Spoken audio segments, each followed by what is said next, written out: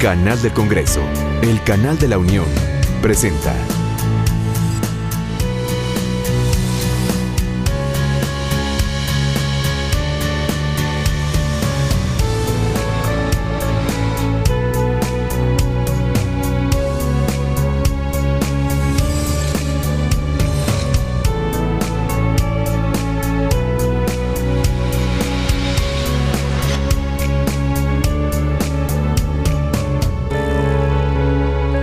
Bienvenidos, muy buenas tardes, como siempre nos da muchísimo gusto saludarlos una vez más, el canal del Congreso, el canal de la Unión. Les da la más cordial bienvenida, lo invitamos a que nos acompañe, continuamos en este trabajo sobre las audiencias públicas que en materia de derechos, sobre la iniciativa preferente que enviara el Ejecutivo Federal en la Ley General de Derechos de Niñas, Niños y Adolescentes, bueno, pues se ha estado desarrollando aquí en las instalaciones del Senado de la República.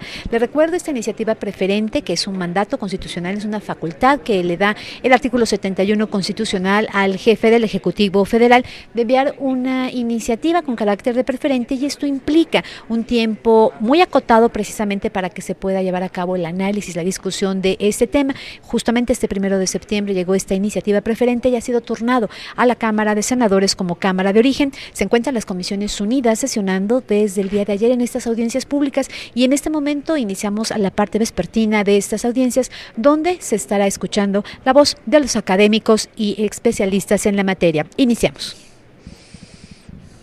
Bueno, pues muchas gracias, muy buenas tardes. Sean todas y todos ustedes bienvenidos, bienvenidas de nueva cuenta a esta segunda parte de la segunda audiencia pública que en materia del análisis de la iniciativa preferente con proyecto de decreto por el que se expide la Ley General para la protección de niñas, niños y adolescentes, estamos llevando a cabo las comisiones, 6 comisiones unidas del Senado de la República, previa elaboración, discusión y votación del dictamen.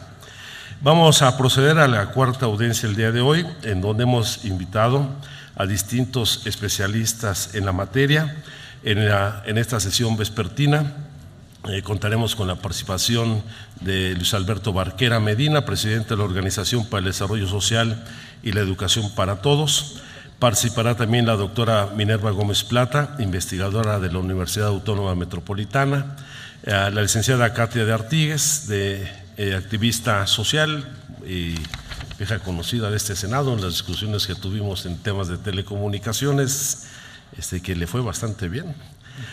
La licenciada Margarita Greisbach Guizar, directora de la Oficina de la Defensoría de los Derechos de la Infancia, Asociación Civil. Y finalmente la doctora Mónica González Contró, investigadora del Instituto de Investigaciones Jurídicas de la Universidad Nacional Autónoma de México. A todas y a nuestro invitado les damos la bienvenida.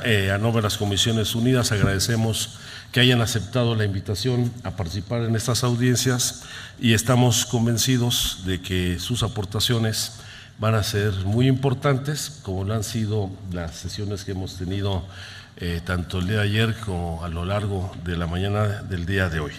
Entonces, sin más preámbulo, quisiéramos pedirle a Luis Alberto Barquera Medina, presidente de la Organización para el Desarrollo Social y la Educación para Todos, haga el favor de dirigirnos su mensaje. Bienvenido.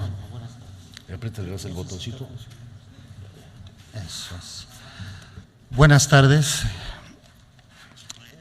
estimados senadores y senadoras, amigos y amigas, perdón. Es un gusto para mí estar aquí y antes que nada quisiera decir que aprecio la invitación de la Comisión de Derechos Humanos de esta Cámara para estar aquí y compartir mis puntos de vista sobre la iniciativa preferente del presidente Peña Nieto en materia de infancia y adolescencia. Muchas gracias. Estoy aquí porque creo en el debate y que la discusión pública es necesaria para mejorar las leyes y mejorar la política pública que afecta a niños, niñas y adolescentes. Con esta convicción y buen ánimo, expondré que tenemos en la Constitución, en los artículos 1, 4 y 3 constitucionales, la orientación necesaria para mejorarla. Luego ofreceré algunos ejemplos de la problemática a la que tendría que obedecer una ley general para finalmente presentar algunas conclusiones. Bueno, la primera idea es que el constitucionalismo de los derechos también es para los niños, las niñas y los adolescentes. La reforma al artículo primero constitucional abrió una nueva etapa en la vida política de México, en la medida en que se reconoce una simetría central para la vida democrática. Existen titulares de derechos, que somos los ciudadanos, y obligaciones de los titulares de deberes que corresponden al Estado y sus funcionarios o autoridades, de acuerdo con una normativa global. El párrafo segundo señala que los derechos deben interpretarse de acuerdo con lo establecido en la Constitución y los tratados internacionales. Este es el llamado bloque de constitucionalidad, del que forma parte, por ejemplo, la Convención de los Derechos del Niño, de forma tal que el ciudadano goce de la protección más amplia posible. En el párrafo tercero se apunta que las autoridades del Estado mexicano tienen la obligación de promover, respetar, proteger y garantizar los derechos de acuerdo con los principios de universalidad, interdependencia, indivisibilidad y progresividad. Por lo tanto, es responsabilidad del Estado, de acuerdo con lo que establezca la ley, prevenir, sancionar y reparar las violaciones a los derechos humanos. Con la reforma al párrafo quinto queda prohibida toda forma de discriminación que atente contra la dignidad humana y tenga por objeto anular o menoscabar los derechos y libertades de las personas. Ahora son los derechos fundamentales lo que da sustento a la legitimidad del Estado y cobra carta de ciudadanía la idea de que el nivel de garantía de los derechos es lo que hace a una sociedad merecedora del calificativo de civilizada y democrática. Con el establecimiento de la responsabilidad del Estado en la protección y garantía de los derechos, la posibilidad de acogernos al derecho internacional y la prohibición expresa de la discriminación aparecen como antídoto contra la simulación, la letra muerta y los derechos de papel, porque el parámetro para medirnos como sociedad es la efectiva garantía de los derechos. En términos prácticos, como señalan Salazar y Carbonell, lo que importa es determinar cuántos y cuáles de esos derechos son efectivamente respetados, protegidos y satisfechos por las instituciones, cuando las personas son efectivamente libres, conviven en condiciones de igualdad, ejercen su autonomía política y tienen sus necesidades básicas satisfechas. Entonces, el constitucionalismo de los derechos será una realidad práctica. En cambio, en una sociedad en la que los derechos son reconocidos normativamente, pero los hechos son menospreciados y violados, la realidad será autoritaria, inequívoca, opresora. Este es nuestro punto de partida para establecer la calidad de la iniciativa preferente que el presidente Peña nos propone. A este esquema tendría que acogerse en su formulación la iniciativa del presidente de la República, pero no es así.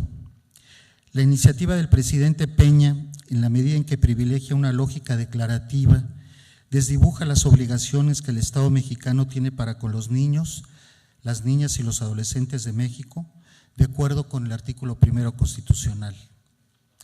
También en esa medida deja en un segundo plano la efectividad, cosa que a fin de cuentas es lo que hace real en la práctica el constitucionalismo de los derechos. No hay un diagnóstico en el que se determine cuántos y cuáles de esos derechos son efectivamente respetados, protegidos y satisfechos por las instituciones, al que se ajuste la propuesta de ley, junto con responsabilidades claramente establecidas. Aunque mencione abundantemente los instrumentos internacionales que nuestro país ha firmado, no genera las condiciones necesarias para lograr efectividad en el ejercicio de los derechos. En pocas palabras, pensamos que falta compromiso para garantizar los derechos de los niños, las niñas y los adolescentes.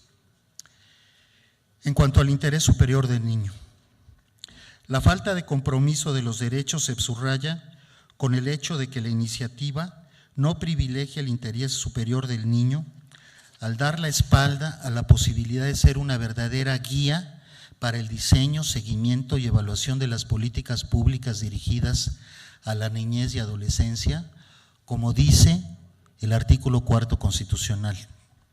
La impresión que queda es que el propósito de la Oficina de la Presidencia, además de mantenerse en la lógica de enunciar o declarar derechos, es mantener el marco institucional actual, en particular, sostener un enfoque de política claramente asistencialista y no tocar al DIF, en lugar de aprovechar la oportunidad de repensarlo y relanzarlo, en lugar de privilegiar el interés superior del niño.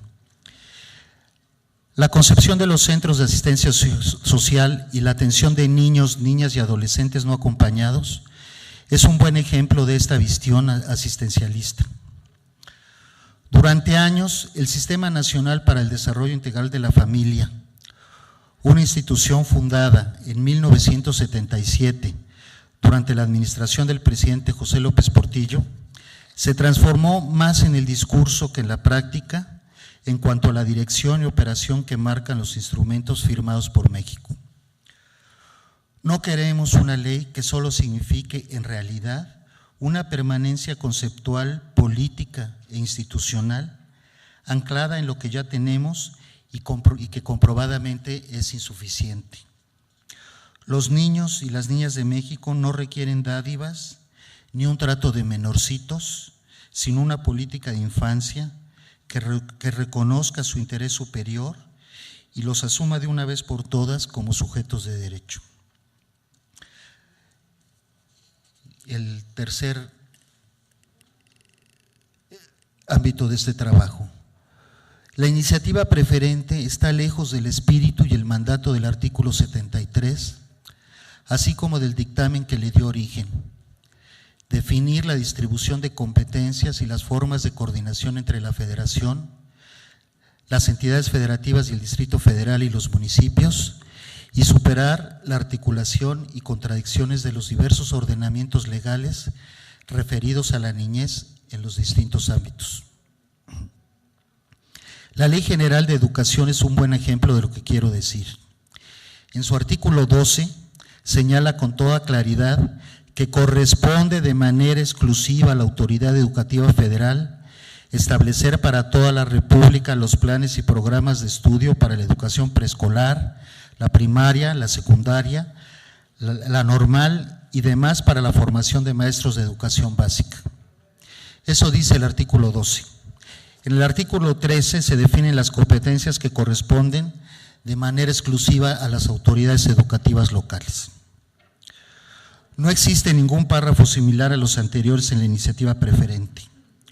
Lo mejor que se pensó en esa oficina de la presidencia fue repetir incansablemente la maravillosa frase en el ámbito de sus respectivas competencias, aunque nunca se hubieran definido, y afianzar la permanencia de la falta de armonización y de dientes en las leyes de los estados.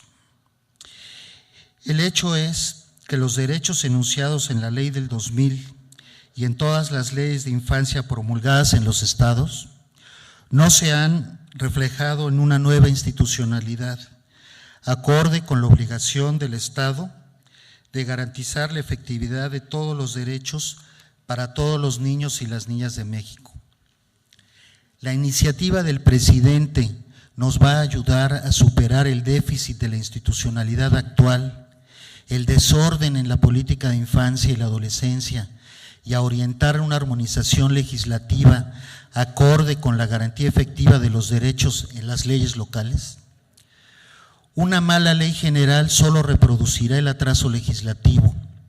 Los estados de la República no van a mejorar si no hay una ley general que los obligue a transformar sus legislaciones de infancia para garantizar coordinación y el cumplimiento de objetivos precisos.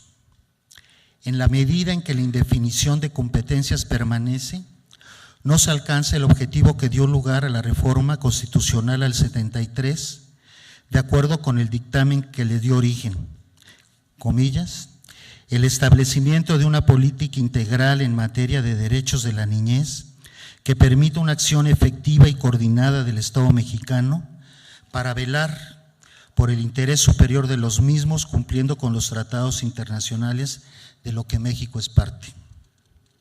De acuerdo con el informe Sistemas Nacionales de Protección Integral de la Infancia, Fundamentos Jurídicos y Estado de Aplicación en América Latina y el Caribe, requerimos un sistema de protección fundamentado en una ley que defina una instancia con autoridad y competencias suficientes que incluyan la capacidad de coordinar efectivamente el sistema de protección integral, así como que articule otros sistemas como el de protección social, el de salud, el judicial, entre otros que son muy relevantes para la promoción y protección de los derechos de toda la infancia y la adolescencia. La pregunta es, ¿esta iniciativa de ley y el sistema que se propone cumple realmente con las características que Alejandro Morlachetti señala, más allá de que se diga que inspira la construcción de esta iniciativa de ley preferente? La iniciativa del Ejecutivo, como la Ley de Protección del año 2000, carece de mecanismos para asegurar la efectividad de sus disposiciones y la adecuada coordinación entre diferentes sectores y niveles de gobierno responsables de garantizar los derechos de la infancia y la adolescencia. El sistema que se propone, tal como está, se parece y se parecerá, si no se modifica, mucho a los conocidos consejos que inundan la administración pública y que no funcionan. Y me pregunto, ¿es constitucional, de acuerdo con todo lo anterior, esta iniciativa de ley? Pero bueno, ¿a qué tendría que responder una ley general? Por ejemplo, el INE ha señalado que el derecho a la educación de calidad, ha señalado en el derecho a una educación de calidad, informe 2014, que muchos de los problemas que causan la inequidad en educación no son educativos ni dependen de las políticas del sector, por lo que el combate a la inequidad educativa requiere de políticas intersectoriales capaces de atender al menos aquellas consecuencias de la pobreza que afectan de manera directa la escolaridad de la población. En México, 2,5 millones de niños y adolescentes trabajan. Pese a las dimensiones del problema, el Programa para la Protección y el Desarrollo Integral de la Infancia del Sistema Nacional DIF en 2012 apenas entregó 5,185 becas. O sea, 2,5 millones de niños trabajadores, 5,185 becas académicas y 348 de capacitación a niños trabajadores en las 28 entidades federativas donde opera. En 2012, el DIF transfirió este programa, que además del trabajo infantil atiende temáticas como la explotación sexual infantil, migración, situación de calle, embarazo adolescente, adicciones y difusión de sus derechos, en promedio 1.6 millones de pesos a cada entidad federativa. En ese año el presupuesto dedicado al trabajo infantil comprendió 24% del total, lo que significa un promedio de 384,000 pesos por estado de la República. En Ciudad Juárez un muchacho puede matar por 1,000 pesos.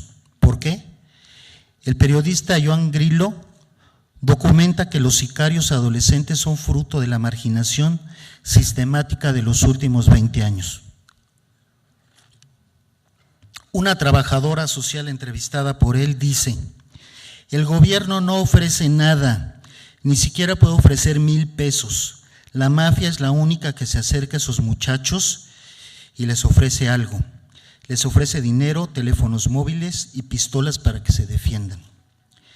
¿Cree que esos muchachos se van a negar? No tienen nada que perder, solo ven el día a día. Saben que se pueden morir y lo dicen, pero no les importa. Porque siempre han vivido así. Estamos hablando de un mundo asociado a la exclusión, al cierre social, la discriminación y que ocultan los promedios. Por ejemplo, el municipio de Juárez ocupa el lugar 263 de entre 2.446 municipios en el país, de acuerdo con el ranking del Semáforo Municipal de los Derechos de la Infancia, pero es uno de los más violentos del mundo y de los más crueles con los jóvenes. Entre 2010 y 2012 la tasa de homicidios para la población total se redujo 1.3, pero en el caso de la población de 15 a 17 años creció en 13.2% y todavía más grave, para la población de 0 a 17 años el crecimiento fue de 14.3%. Solo 16% de los niños y las niñas de México, de acuerdo con UNICEF, ejercen todos sus derechos. La iniciativa del presidente Peña realmente está dando lugar a una nueva mirada y a las políticas intersectoriales que necesitamos para garantizar el derecho a la educación de los niños, las niñas y los adolescentes trabajadores, migrantes, indígenas y de localidades rurales. ¿Cómo se plantea garantizar la protección de niños y niñas frente a la violencia en todas las clases sociales? ¿Se está pensando en los homicidios de adolescentes y las desapariciones forzadas? ¿Ustedes creen que estas situaciones se superan con la visión asistencialista que ha prevalecido? Otra vez pregunto, ¿esta iniciativa, a diferencia de la Ley de Protección del año 2000, cuenta con los mecanismos para asegurar la efectividad de sus disposiciones y la adecuada coordinación entre diferentes sectores y niveles de gobierno responsables de garantizar los derechos de la infancia y la adolescencia? En conclusión, pienso que tenemos que hacer un gran esfuerzo para poner a la altura de la Constitución la iniciativa preferente del presidente Peña Nieto. No podemos desaprovechar la oportunidad que se dio el Congreso de transformar a fondo la política de infancia con la modificación del artículo 73 constitucional. Nosotros trataremos de contribuir con todo lo que esté de nuestra parte en el mejoramiento de esta iniciativa preferente, con datos, con argumentos y con una enorme disposición al diálogo, como siempre. Pero al final los senadores y los diputados van a votar. Los invito a definir su voto luego de estar seguros de que la ley general que propone el presidente Peña para todos los estados del país y las diversas problemáticas de niños, niñas y adolescentes realmente nos ayuda a fortalecer tres cosas. Primero, la identificación de las demandas de los titulares de derechos, es decir, los niños, las niñas y los adolescentes, y las correspondientes obligaciones de los titulares de deberes, todas las secretarías y funcionarios de gobierno relacionados con el tema. La identificación, en segundo lugar, de las causas de no cumplimiento de estos derechos, y en tercer lugar, la orientación de recursos humanos, financieros, jurídicos e institucionales para revertir dicha situación de incumplimiento y orientar cursos de acción adecuados para garantizar el ejercicio efectivo de los derechos. En suma, los invito a evaluar con todo rigor si es una ley que nos pone en el camino de la efectividad, no otra que nos coloca en la pena de seguir viendo cómo se incrementa el tambache de leyes de papel. Ojalá la ley que se apruebe sea un verdadero paso adelante, aunque sea uno. Lo que pasa porque ésta impulse una política nacional que permee los tres órdenes de gobierno, definiendo competencias y responsabilidades y posibilitando el cambio institucional que necesitamos. El Congreso puede lograrlo si mira lo que nos ordenan los artículos 1, 4 y 73 de la Constitución y se detiene a revisar la problemática que viven hoy los niños, las niñas y los adolescentes de México. Ojalá el Congreso nos dé esta reforma estructural que necesitamos urgentemente. De otro modo, los niños, las niñas y los adolescentes y México en su conjunto seguirá pagando muy caro mantenernos en el rezago legislativo actual, cosa absolutamente evitable. Muchas gracias.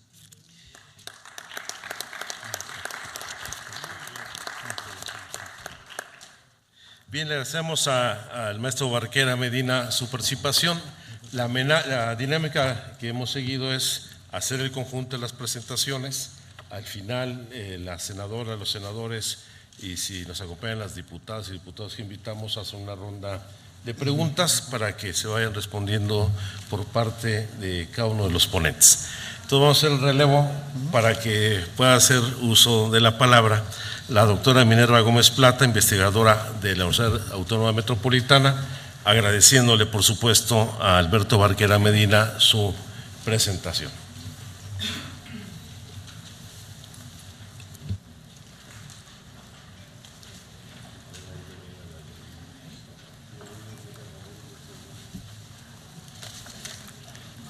Buenas tardes.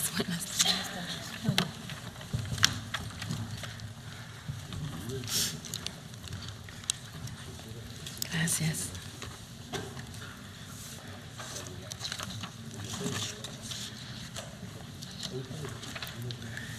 Buenas tardes a todas y todos los asistentes a esta audiencia pública organizada por el Senado de la República en el marco de la dictaminación del proyecto de decreto por el que se expide la Ley General para la Protección de Niñas, Niños y Adolescentes. En principio, quisiera agradecer a las senadoras y senadores, presidentas y presidentes de las comisiones de Derechos de la Niñez y la Adolescencia, de Atención a Grupos Vulnerables, de Educación, para la Igualdad de Género, de Derechos Humanos y de Estudios Legislativos, por abrir este espacio a la libre manifestación de ideas, al debate sustancial y sobre todo a la posibilidad de enriquecer y enmendar la propuesta en beneficio de niñas, niños y adolescentes. También agradecer a las diversas organizaciones de la sociedad civil que han colocado de manera puntual los enormes retos que enfrentamos en nuestro país en materia de derechos humanos. Gracias también a Redim por el diálogo y las acciones compartidas en la defensa de los derechos de la infancia. Desde el programa Infancia de la UAM, el Departamento de Educación y Comunicación y el área de investigación, subjetividad y procesos sociales, hemos realizado diversos esfuerzos de formación, servicio e investigación sobre distintas problemáticas que afectan a la población de niñas, niños y adolescentes, a sus familias, su comunidad y su entorno.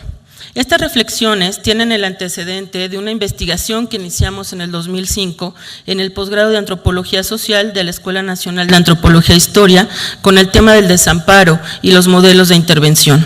Pero también tienen como referente las reflexiones de la psicología social. Señalo esto pensando que el diálogo con el ámbito jurídico es un primer compromiso de muchas áreas de conocimiento, algo que antes no era tan sencillo, digamos, ¿no?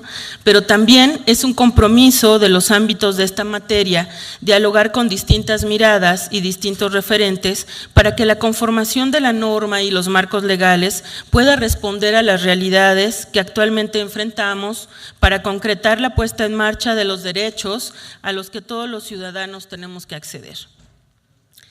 Algunas de las impresiones generales que surgen después de la lectura del proyecto de ley que no podemos concretar las transformaciones necesarias para garantizar los derechos de la infancia y adolescencia de nuestro país si seguimos realizando las mismas prácticas de siempre. Se leen las mismas prácticas asistencialistas, tutelares, de disciplinamiento y sesgadas que no logran una política nacional a favor de la niñez, adolescencia y juventud mexicana. Centran el modelo de atención residencial como una forma de rescatar a los niños en riesgo o en vulnerabilidad desde la primera parte del documento de ley y hasta el capítulo 4 del derecho a vivir en familia, se plantea la importancia de este derecho y la atención a no separar a los niños de sus familias y comunidades. Un elemento que tendría que ser alguno de los puntos iniciales de esta ley, para restituir el medio familiar a miles de niños y niñas y adolescentes que han perdido la posibilidad de mantener el vínculo con un medio familiar consanguíneo o no. Sin duda, hay diversos temas que se inscriben retomando los marcos internacionales, pero las directrices sobre las modalidades alternativas de cuidado de los niños están ausentes. Se presenta necesario darle a la ley un marco referencial que esboce una concepción y un objetivo a nivel nacional de la necesidad de garantizar los derechos de la niñez y adolescencia, que establezca el espíritu de la ley y genere la construcción de una política pública nacional para garantizar sus derechos, sobre todo que apunte a la transformación de la relación entre los adultos y los niños. No solo se trata de programas de intervención, sino de generar una cultura de respeto y democracia entre los distintos grupos de edad, de generar prevención y de resolver los conflictos que obstaculizan el bienestar y la dignidad de las niñas, niños y adolescentes, sus familias y su comunidad. Es generar una visión integral de los problemas de la población. Retomando a Bustelo, si mantenemos la concepción asistencialista, no promoveremos una cultura basada en la emancipación de las personas de las condiciones materiales que no les permiten vivir con dignidad y de solidaridad y reciprocidad basada en derechos y no en caridad. Otro aspecto es el engrosamiento de la burocracia sin la transformación de estas prácticas ancestrales, lo que pone en riesgo la implementación y efectividad de un sistema de garantía de derechos de la infancia y la adolescencia. La mirada tutelar desde la Dirección de Procuradurías de Protección colocan nuevamente la preocupación de la criminalización y la tipificación de delitos en los conflictos de la infancia y de sus familias, sin lograr arribar a una visión compleja de debate, de investigación y análisis profundo de todas y cada una de las problemáticas que aquejan e imbrincan los derechos de niñas, niños y adolescentes, tutelando los derechos y no a los sujetos. Sin duda, el objeto de esta ley es de suma relevancia y consideramos que requiere de mayor discusión y acuerdos de diversos actores y sectores. Sobre la estructura del documento de ley, es necesario que las piezas que la componen tengan otra organización de los temas desarrollados y coherencia con los retos que enfrentamos. Es muy importante así también que se consideren otros rostros de la infancia y adolescencia presentes en el territorio nacional.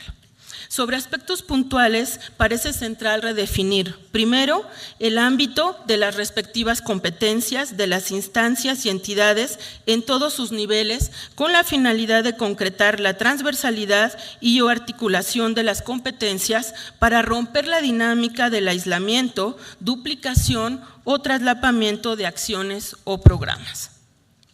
2. El documento señala que se tomaron en cuenta las opiniones de organizaciones de la sociedad civil, pero es necesario establecer mecanismos de diálogo, intercambio y análisis con diversos actores, redes, organizaciones y universidades que se han especializado en los problemas acuciantes de la población. Es necesario revisar puntualmente la iniciativa y consensar las visiones y planteamientos de diversos temas en ella presentados. Siguen sin quedar claros los mecanismos jurídicos para que las autoridades verifiquen y garanticen la prevalencia de los derechos. En materia de asistencia social, es necesario establecer de forma clara y como eje de la atención modalidades alternativas de atención comunitarias, psicosociales, con una mirada sistémica que descentre el esquema asilar como preponderante de la asistencia. No podemos ignorar, retomando nuevamente a Bustelo, desde una política social, la idea de los derechos sociales y la construcción de ciudadanía. Respecto al tema de representación de niños, de niñas, niños y adolescentes, la ley habla de sujeto de protección. Esta noción tendrá que replantearse porque suspende la restitución de sus derechos por la captación del sujeto.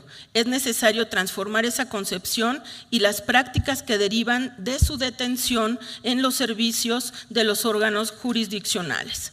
En relación al apartado de las obligaciones para quienes ejercen la patria potestad, tutela o guardia y custodia y de los centros asistenciales, resulta insuficiente. En realidad, requerimos un marco explicativo amplio y profundo sobre la situación de crianza y cuidados de quienes ejercen estas obligaciones, pero también tenemos que focalizar o centrar el tema de la diversidad de familias. Las obligaciones del Estado en esta materia tendrían que explicitarse, sobre todo en la labor de revertir el mayor flagelo para la garantía de los derechos de los niños, familias y comunidades, la pobreza y la injusticia, causas constantes de la separación familiar. La narrativa de este apartado se centra en el tema de la asistencia social para aquellos que no cuentan con la presencia de sus familias, hablando de instalaciones idóneas de acuerdo a la edad, sexo, condición física, etcétera. Los centros asistenciales no serán espacios idóneos para el desarrollo de los niños. Se sugiere colocar otros principios rectores en la mirada de atención, considerando las directrices sobre modalidades alternativas de cuidado.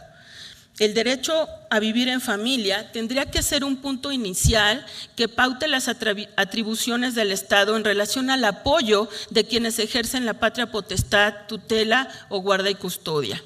La ley menciona que en las sesiones de consejo del Sistema Nacional de Protección Integral, que seguirá de alguna manera articulado al DIF nacional, habrá representación permanente de instituciones y organizaciones de los sectores social y privado, así como de niñas, niños y adolescentes, quienes participarán con voz, pero sin voto. Esto me parece sería un ejemplo de la inconsistencia en el enfoque de derechos, pues sería importante considerar para la construcción de ciudadanía que la participación de los niños tuviera peso sobre las decisiones que se toman respecto a sus circunstancias, así también la participación de la sociedad civil. En el apartado de las infracciones y delitos, hace referencia a los concesionarios de radio, televisión y a la transmisión de información nociva o perturbadora para el desarrollo integral de los niños, niñas y adolescentes. Parece muy importante definir los parámetros que puedan afectar a la población, así como la utilización de la información que llega a la ciudadanía, pero sin afectar el derecho a la libertad de expresión. Se requiere mayor discusión sobre esos temas. En el apartado de los centros de asistencia social, es necesario señalar que deben ser de estancia corta y cuando no pueda brindarse otra medida de cuidados. Los niños de 0 a 5 años de edad no deben ser atendidos en estos esquemas de atención. Claro que se debe contar con un registro, una base nacional sobre la población atendida, pero no puede quedar ahí. Es necesario establecer una ruta crítica de atención y seguimiento de las niñas, niños y adolescentes que son atendidos por cualquier instancia pública y privada, así como un programa y proyecto específico para las circunstancias de cada caso. Revisar el artículo 86 que establece que no se considerará violación a lo dispuesto por el párrafo anterior la supervisión o restricción que realicen quienes ejerzan la patria potestad, tutela o guarda y custodia a las conductas y hábitos de los niños, siempre que atiendan el interés superior. Es un párrafo ambiguo en el que hay que puntuar y o definir los actos de supervisión o restricción. Si queremos ir en el rumbo de los derechos, este enunciado resulta discrecional. Podría interpretar que quitar la cena o dejarlos encerrados en sus cuartos es una forma educativa que conlleva algo de restricción. No sé, habría que reflexionar sobre todas esas circunstancias. Estos son apenas algunos de los puntos de discusión y revisión de la iniciativa. Hay otros que fui puntuando, pero que me parece como muy extenso. Pero creo que hay muchos otros temas que merecen atención y discusión. Por ejemplo, no se habla de la importancia de instancias de queja y denuncia para los niños, donde puedan expresar cómo viven, la atención de los diversos programas o instituciones, como la familia, la escuela, hospitales, casas hogar, albergues, agencias de ministerio público o juzgados. Para terminar, es de suma relevancia transformar y construir los marcos desde los que se den respuesta a las adversidades que enfrenta la mayor población de nuestro país. Por ello, necesitamos que se genere una ley que sea ad hoc a nuestro tiempo y circunstancias como nación. Esta propuesta merece cambios, ajustes, marcos conceptuales, tiempo de análisis y tiempo de reflexión para que se alcancen los objetivos de un sistema que garantice los derechos de nuestra población de niños y jóvenes. Por lo tanto, que coadyuvemos a la formación de una ciudadanía plena, consciente y participativa de sus derechos.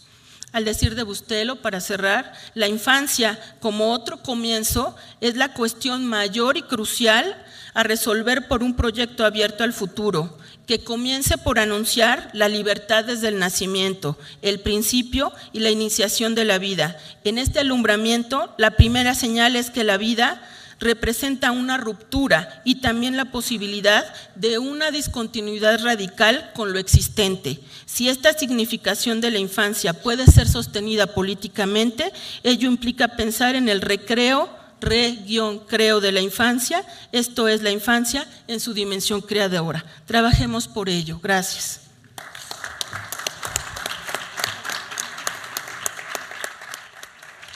Muchas gracias, doctora Minerva Gómez Plata. Ahora le pedimos a la licenciada Katy de Artigues Buregard, por favor, haga uso de la palabra.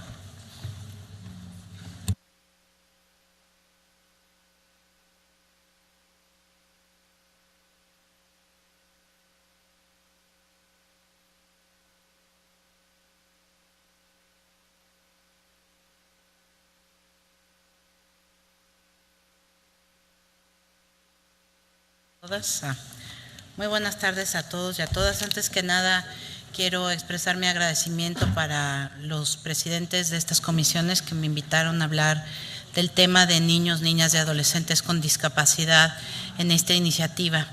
Les quiero agradecer lo mucho que me han puesto a estudiar y lo mucho que me falta por aprender, junto con otros, bajo el cobijo de otros colegas que veo aquí, como, bueno, por supuesto la directora de UNICEF, de Juan Martín, de Redim, en fin, de muchas personas. Yo, como soy periodista y activista, ya soy formal miembro de la sociedad civil vía una SEC que se llama Comunicación para la Inclusión. Les quiero contar una historia hoy. Hay una niña en México, hay muchas niñas como ella, pero bueno, a esta bauticémosla como Sofía, para preservar su identidad y contar su historia. Tiene 1 año y 6 meses y nació en el tristemente criminal albergue de Mama Rosa, donde ya lo sabemos, muchos de sus derechos fueron violados. Esta niña existe. Su madre, una joven que ya vivía ahí, tenía además otra hija. Sofía es una niña que, además de ser víctima desde que nació, tiene una discapacidad intelectual. Nació con síndrome de Down, mi discapacidad favorita, como todo el mundo sabe. A la fecha, pese a los esfuerzos de la organización y quien habla por mí, no se ha podido lograr que esta chiquita acceda a controles básicos de salud que todo niño o niña con esta condición de vida deben tener, como examen del corazón, en fin, y que ya está protocolizado y ya se sabe, etcétera. Ya no hablamos de rehabilitación, por supuesto, que debió de haber comenzado al mes de nacida. A esto se suma que después de que su madre salió del albergue, entre comillas, de esta gran familia, la gran familia, abandonó a Sofía. ¿Qué es de ella? No lo sabemos con certeza. Sí que está en el DIF de Morelia, pero casi a regañadientes. En el proceso, esta organización se topó con un gran descubrimiento que ya mereció una queja ante CONAPRED, ante la Secretaría de Salud y otras instancias. La norma oficial mexicana que regula estos albergues públicos y privados, la 32, emitida apenas en el 2011 por la Secretaría de Salud, que regula el funcionamiento de estos albergues, dice que no aceptan niños con discapacidad, entre comillas, dependiente. Así lo dice la norma oficial mexicana. ¿Qué es dependiente? ¿Quién lo certifica? La norma anterior llegaba al grado de exigir un grado de coeficiente intelectual para aceptar un niño o niña. ¿Qué nos dice esto de las instancias que deben salvaguardar los derechos de las niñas y niños en la situación más vulnerable? Claro que hay lugares, instituciones donde se atienden a niños y niñas con discapacidad, pero la mayoría son privadas. Existen albergues del DIF que sí tienen niños con discapacidad, pero depende de la buena voluntad de, por lo general, la encargada municipal, estatal o nacional. Por lo general, una mujer que quizá no tiene la preparación adecuada para estar en el cargo, con claras excepciones, y que llega a él por algo no necesariamente meritocrático, ser la esposa del gobernante electo. Volvamos a Sofía. No llega a 2 años y ya fue etiquetada, discriminada, niña con discapacidad dependiente, ¿no? Es una niña con discapacidad y por ello merece que el Estado haga un esfuerzo redoblado para sacarla adelante de su propia condición de vida, pero ya está casi determinada. No accedió a su derecho a la salud hasta ahora, seguimos contando la historia de Sofía, y a la rehabilitación. Si Sofía fuera muy, muy suertuda, podría ir al Teletón, que atiende a solamente 31,000 niños con discapacidad de un universo de 4 millones, y aún así, por las características del Teletón mismo, que se centra en niños con discapacidad neuromusculoesquelética, solamente accedería a una rehabilitación parcial, básicamente motriz. Si no interviene alguien en la vida de Sofía, por lo general un particular o alguien del Estado con una sensibilidad, ¿no?, de derecho, que no de asistencialismo, que permea, como ya ha dicho todo el mundo, esta iniciativa. Ahorita le decía a Luis Barquera, un poco en broma, pero un poco en serio, que estas audiencias son muy poco plurales hasta el momento. Nadie ha hablado bien de la iniciativa. Me atrevo a trazar lo que podría ser su vida basada en muy pocas estadísticas, que esa es otra. Muy pocas estadísticas para niños y niñas con discapacidad en particular. Si hay pocos para niños y niñas y que se comuniquen, para niños con discapacidad estamos hablando de un hoyo negro. Estará Sofía en una institución donde la atiendan, donde quizás solo conviva con niños y niñas con discapacidad, donde de hecho estará excluida. En México sí seguimos creando guetos para niños y niñas con discapacidad. Es muy poco probable que la adopten, porque existen muy pocos, por no decir ningún esfuerzo institucional en el tema. Si accede a la educación, porque la tasa de acceso es 5 veces menor de niños y niñas con discapacidad y mucho menor la permanencia, lo más seguro es que vaya a una escuela de educación especial, donde su desarrollo será limitado, de acuerdo a sus muchos potenciales, muchos. De paso, al tener a Sofía en una escuela de educación especial, seguiremos enseñando a los demás niños sin discapacidad que solo hay niños sin discapacidad en el mundo. La recién promulgada reforma educativa privilegia la educación especial y no determina apoyos, ajustes razonables para lograr que la educación para todos sea en el mismo salón y enseñemos que la sociedad es plural. Ayer escuchaba decir Humberto Castillejos que no todo puede estar en esta iniciativa. Sí, pero hay que revisar muchas más iniciativas para garantizar también los derechos de los y las niñas con discapacidad y adolescentes. La materia de educación especial además sigue siendo opcional en las normales del país, fíjense, opcional. Y actualmente tenemos un presupuesto que no rebasa los 300 millones de pesos para la capacitación de todos los maestros en el país, algo así como 20 pesos por cabeza. Si llegara a estar en una escuela de niñas y niños también sin discapacidad, como es su derecho, el esfuerzo de sus maestras, tutores, contaría con muy poco apoyo del Estado y sería casi heroico. En México, paradójicamente, desde hace 10 años, existe un concurso de educación incluyente organizado por la SEP, el CONAPRED, entre otras instancias. 10 años de experiencias que no han sido sistematizados ni compartidos con otras escuelas para avanzar. El problema, claro, se va a agravar en la educación media y media superior, donde se le van a acabar a Sofía casi todas las opciones para seguir estudiando, como es su derecho. Ya no digan acceder al trabajo, después capacitación, vida independiente. Se le va a negar el derecho a la educación de calidad, también a vivir en sociedad, a los demás niños a vivir en sociedad con los niños con discapacidad. No va a haber un esfuerzo por lograr que su derecho a vivir en familia y en sociedad sea respetado. Ojalá no se integre a la lista, a la estadística de niños y niñas con discapacidad, sobre todo intelectual, que viven con violencia. Es 5 veces más frecuente, sobre todo en niñas, niños y adolescentes con discapacidad intelectual, pero también con todas las demás discapacidades. Es muy probable que no reciba información sobre cómo ejercer su sexualidad, porque se piensa que son asexuados. Si la educación sexual es un tabú, aún en México, la educación sexual para todo tipo de niños, niñas y adolescentes con discapacidad más. El derecho a vivir una vida sin violencia, Una niña con discapacidad como Sofía, hoy en México es poco probable que pueda ejercer su derecho a expresarse. Y no porque no pueda, sino porque no hay esfuerzos para hacer ajustes razonables e implementar apoyos tecnológicos que ya existen en este mundo para realmente escucharla. como mecanismos de lectura fácil, o si fuera ciega en braille, o si fuera sorda en lengua de señas mexicana, que por cierto, qué bueno que tenemos un intérprete en lengua de señas mexicana, ni comunicación aumentativa. No se podría comunicar ni en la escuela ni en ningún otro lado.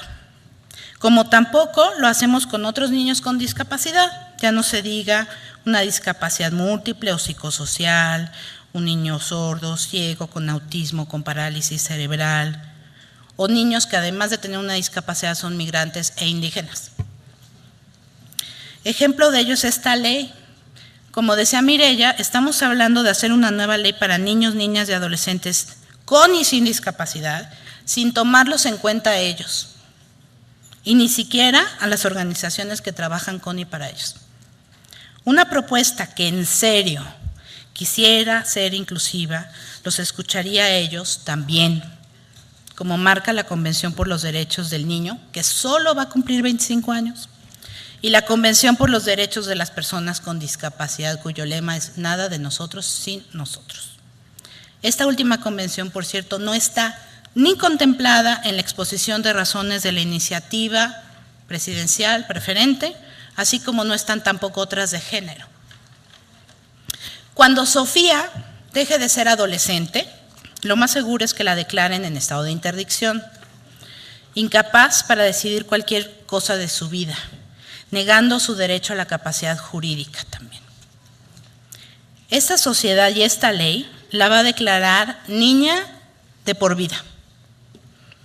Quizá muchos dirán que así debe ser porque es un angelito que hay que eternamente proteger, cuando en realidad lo que estaremos haciendo, lo que estarán haciendo estos senadores, senadoras y luego los diputados y diputadas, será negarle su derecho a esta niña y a muchos otros más con discapacidad a convertirse en mujeres y hombres con plenos derechos.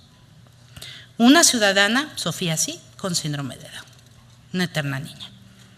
Senadores, senadoras, esta es la realidad donde crecen y se desarrollan 4 millones de niñas y niños con discapacidad en el país. Esta ley contempla los derechos de las niñas y niños con discapacidad más allá del enunciado, más allá del capítulo, que hay que fortalecerlo muchísimo. No. Se trata de un sistema de apoyo para lograr que salgan de su condición de discriminación, de invisibilidad. No. ¿Se tienen contempladas acciones afirmativas o de equiparación de oportunidades para lograr una igualdad real y material? ¿No? ¿Qué hace? Bueno, se logra esta inclusión cuando no se contempla ni la accesibilidad en los centros de asistencia, no está contemplada como un requisito en esta ley. Cuando no se toma en cuenta la exposición de razones de la Convención de los Derechos Humanos de las Personas con Discapacidad, que México además promovió ante el mundo gracias a Gilberto Rincón Gallardo, ¿cómo es posible? ¿No? Es importante subrayar y volver a subrayar la importancia de esta convención, porque contempla una definición, un nuevo paradigma para ver a las personas con discapacidad que no está en esta ley y no está en muchas leyes de este país. La discapacidad es de la sociedad, del Estado, que en este caso no ve a todas y todas y traza las medidas necesarias para la igualdad de oportunidades. La discapacidad no es del niño o de la niña con discapacidad. ¿Cómo hacerlo cuando se crea un sistema o una comisión intersecretarial en la realidad, que no contempla el Consejo Nacional para la Inclusión de las Personas con Discapacidad, por ejemplo? Que además, bueno, yo creo que aquí ya se ha dicho muchísimo, pero yo también lo reitero, esta no es un sistema, es una comisión intersecretarial. Queremos ser realmente serios, senadores, senadoras, tenemos que repensar el DIF o fortalecerlo en el sentido de dejar que ellos se hagan cargo de la asistencia, pero contemplar todo un nuevo mecanismo de protección a niños, niñas, y sobre todo a los niños, niñas que no están en situación de vulnerabilidad. O sea, yo vengo a hablar de niños y niñas con discapacidad que pueden estar en situación de vulnerabilidad, pero también pueden salir de ella si les damos todos los ejemplos adecuados. ¿Quién habla de los niños y niñas, como yo digo, estándar? Porque ¿qué es normal? Díganme ustedes, ¿no? Nadie está hablando de ellos. Bueno, ¿dónde me quedé? Y Y bueno, es una comisión que no contempla a la sociedad civil, que ya lo han dicho muchas veces. Esta iniciativa menciona el término discapacidad 25 veces. Niñas y niños, 400 más o menos. Sí tiene, y aún así le falta, perspectiva de género. Pero no tiene de discapacidad, no tiene. Aunque les parece excesivo, no lo es. Una redacción incluyente debería decir niños, niñas y adolescentes, con y sin discapacidad. Desde ahí deberíamos empezar.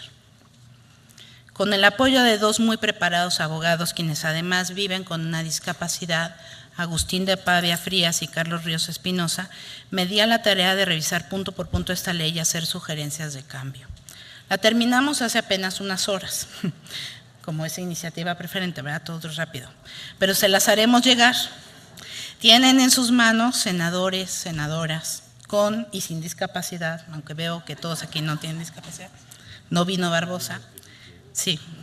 Corregir un tremendo error y una injusticia para 4 millones de niñas y niños de México y para la infancia general de México, que al insistir en no ver a sus pares con discapacidad, podrían seguir pensando que el mundo es solo de los muy mal llamados normales, calificativo que, por cierto, solamente acepto como una definición estadística.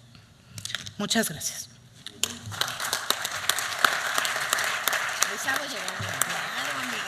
Y otra cosa, si van a hacer otra redacción, que ojalá, porque estaba yo hablando, sé que Mariana Gómez del Campo va a hacer otra propuesta de iniciativa, etcétera.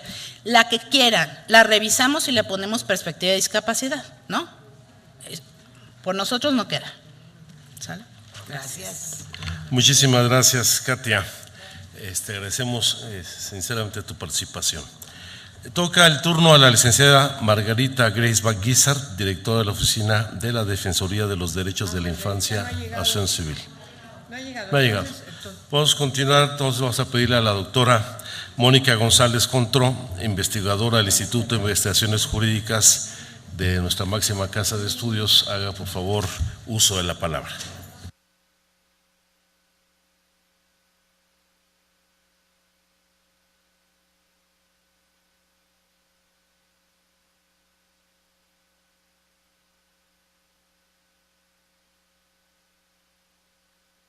Muy buenas tardes a todas y a todos. Pues me sumo a los agradecimientos que se han expresado públicamente por estas audiencias y esta oportunidad de participar, pues que me parece es la única vía para la construcción, pues, de leyes, ¿no?, en un país democrático, ¿no?, y en una sociedad plural como es la mexicana. Yo quisiera empezar, antes de entrar propiamente al análisis de la ley, con una reflexión que me parece que es pertinente y que toca dos grandes rubros. Uno es, y quiero decírselos a las senadoras y senadores presentes, que nos preguntemos cuál es el costo de no aprobar una ley y cuál sería el costo de no tener una ley general hoy. Y me parece que es pertinente porque hemos vivido, pues, durante el último año, a partir de la reforma al artículo 73, diversos debates, puntos de encuentro, que me parece, pues, que nos entramparon en cuestiones técnicas, en la falta de acuerdos, y que nos, pues, han llevado a que el día de hoy no tengamos una ley y estemos discutiendo una iniciativa preferente. Pero también quiero tratar de traer a la mesa algo que me parece que es importante y que debemos aprender para recuperar y para preguntarnos cuál sería enmarcar esto y qué es lo que pasó con el sistema de justicia para adolescentes. Y la senadora de la Peña, que fue la gran impulsora de la reforma constitucional, podría contar mucho mejor que yo la historia. Pero la construcción de este sistema nos debería llevar a reflexionar sobre el gran costo que tiene cuando hay, digamos, una omisión, cuando en el momento nos entrampamos en estas cuestiones y la ley no se aprueba.